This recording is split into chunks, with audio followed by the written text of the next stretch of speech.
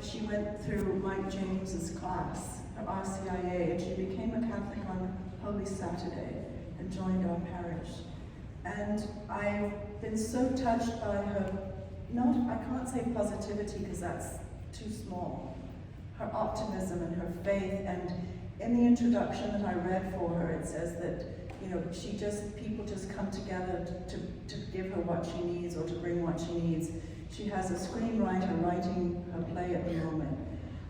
She's pitching Lifetime and Hallmark, and she's going to have a movie made for herself. Plus she runs Virgin Cruises worldwide, right? She's the global lead of Virgin Cruises, which just relaunched recently because they were going to launch and then COVID hit. So she's leading a huge team to run the Virgin Cruises.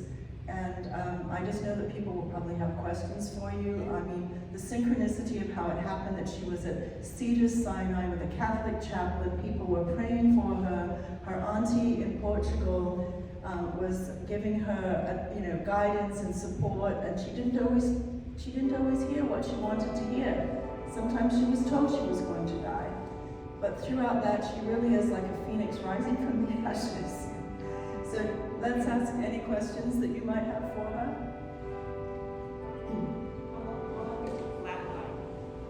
How long did you flatline? 2 minutes. Did it seem longer when you were out? It's funny. I didn't have a sense of time when I was out. They told me that after. Only actually found that out 7 or 8 months ago. But there was no sense of time when I flatlined, except for the only part that I vividly remember God saying is that peace. Something in me feels like the rest of the 2 minutes, he said a whole bunch more, but knowing me, he probably would know that I would do it all at once, which is not going to be helpful to anybody. So I have a feeling that the rest will reveal itself in different ways over the next few years, decades, hopefully.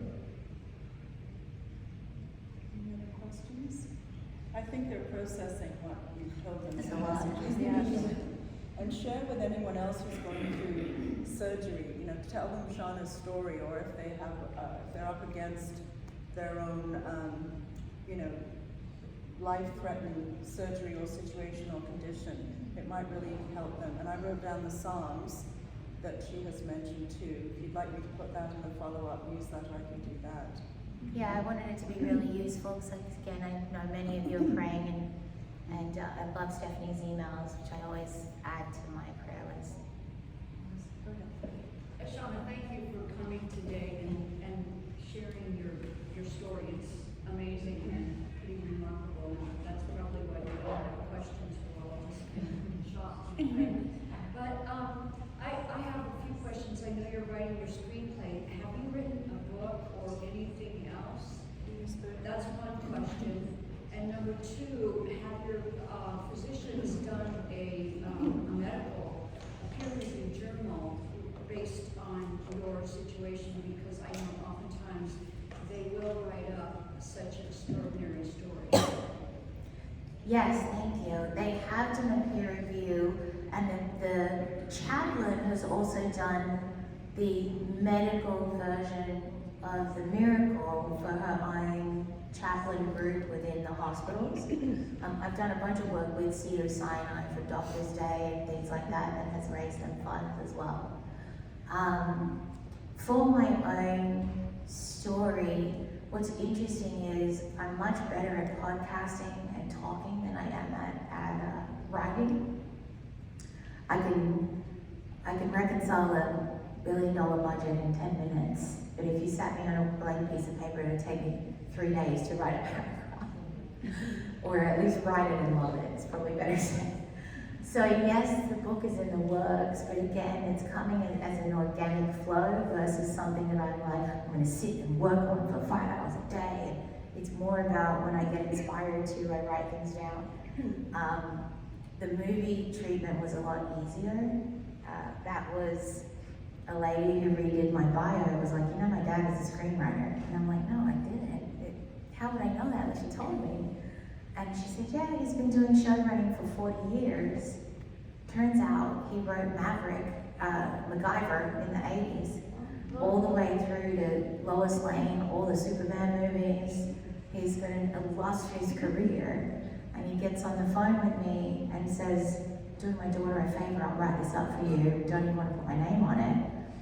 And as I'm telling him the story, he goes, "Yeah, it's kind of like what happened with my triple bypass." And he had his own heart surgery moment. That's how my life works. That's God's plan. So I really have thrown out the plans that I have, and I have sort of these milestones that take me on the journeys. And so he wrote that in 3 days. Then another friend called and said, "You know, I know the development person of Shondaland. She's the head of comedies and dramas." And I was like, "This is kind of both, do you know?" And so it works like that versus more of an intention. Same as Cedars, they called and said, "Do you want to do some papers with us?" And I said, "Sure."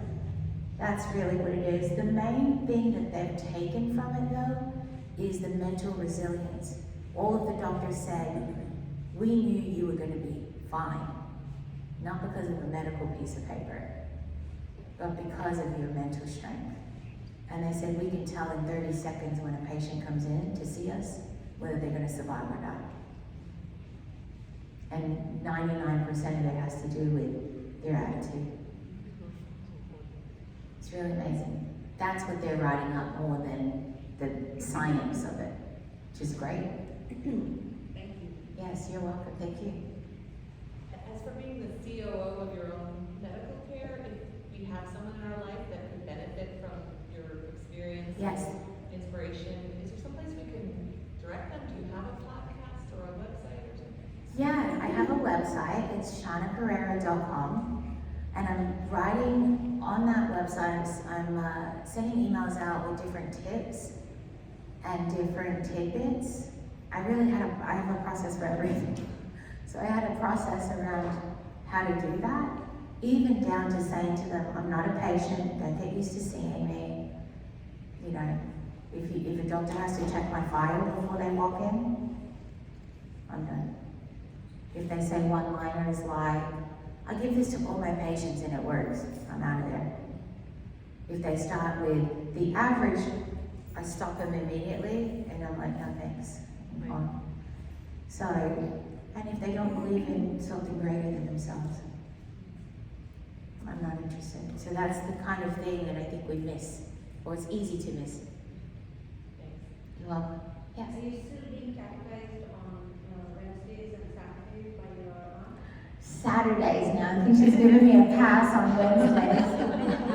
But I still have a lot of stupid questions that she answers on a regular basis. The way I even read the Bible, I don't know if it's right or wrong, but you know, the stories of like, this person saw a vision. I'm like, no, I don't want to do that. I want to know, where was Jesus on the map?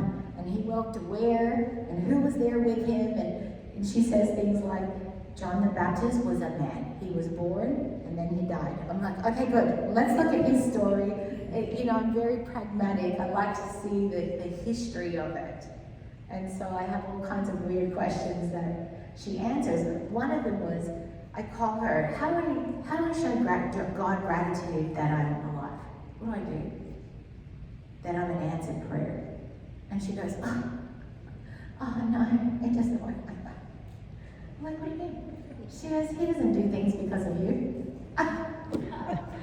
He doesn't. I've been praying this whole time. She's like, no. He doesn't do things because of you. Therefore, he doesn't need your things. He needs you to be present.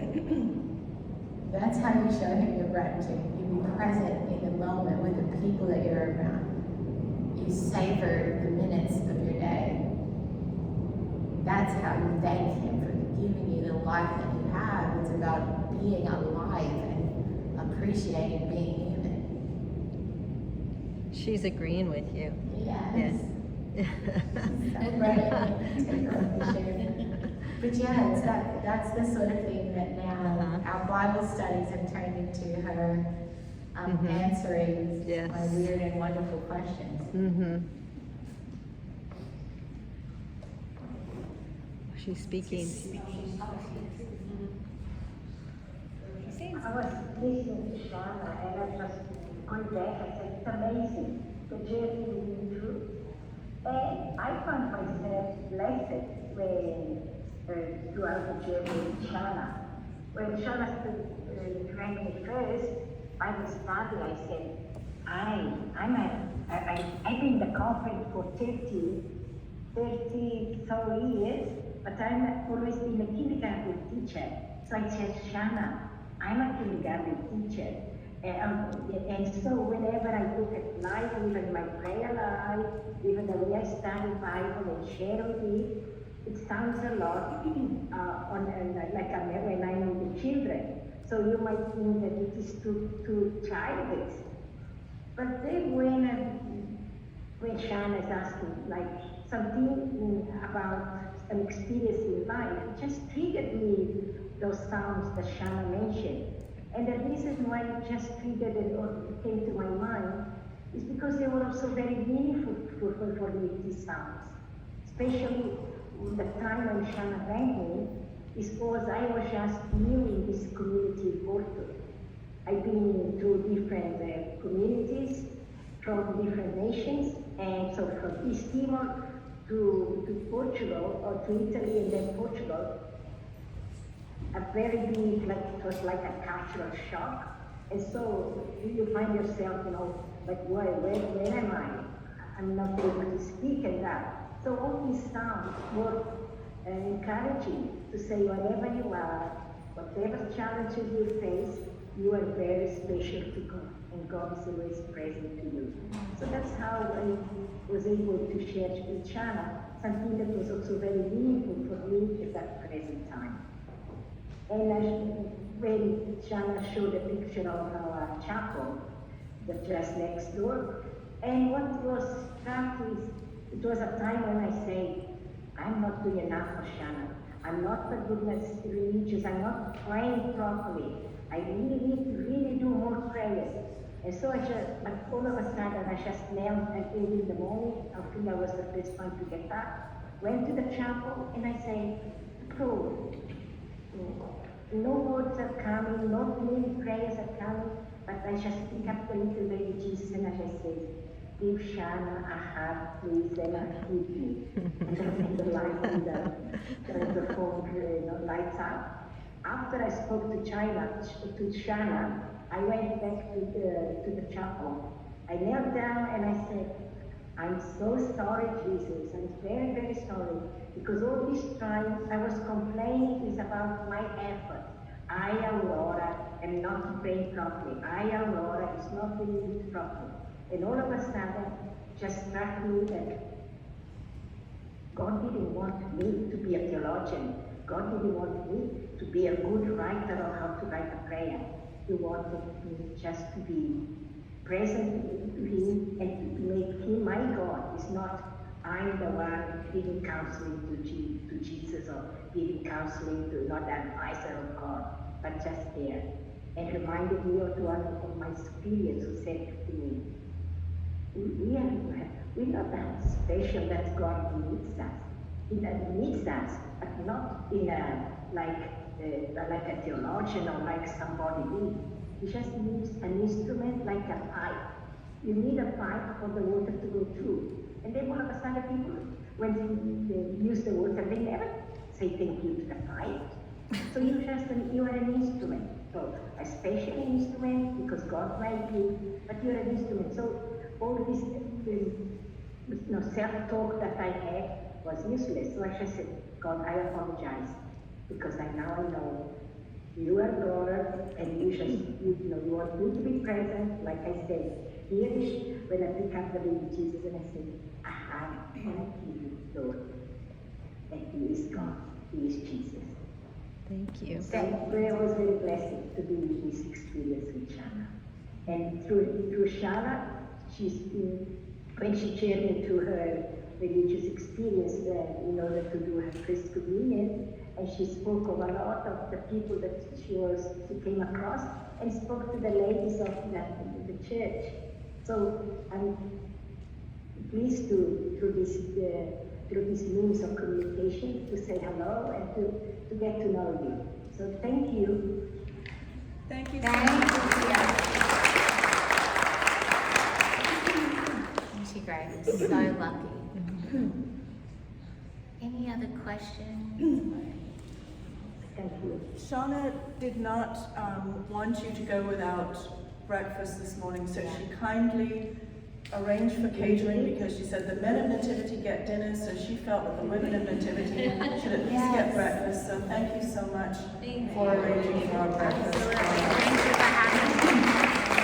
So much. She's also speaking at a conference for the national health in the UK. Are they surgeons? Surgeons, Surgeons. 3,000 surgeons. 3,000 surgeons, she's speaking to them. They found her somehow, through maybe Cedar Sinai, I don't know, because she's now the poster child for Cedar Sinai, the unofficial poster child. And so she's going to be speaking to these surgeons in the UK, which is wonderful. Yeah. And so she's doing podcasts, and the message is getting out, the word is getting out.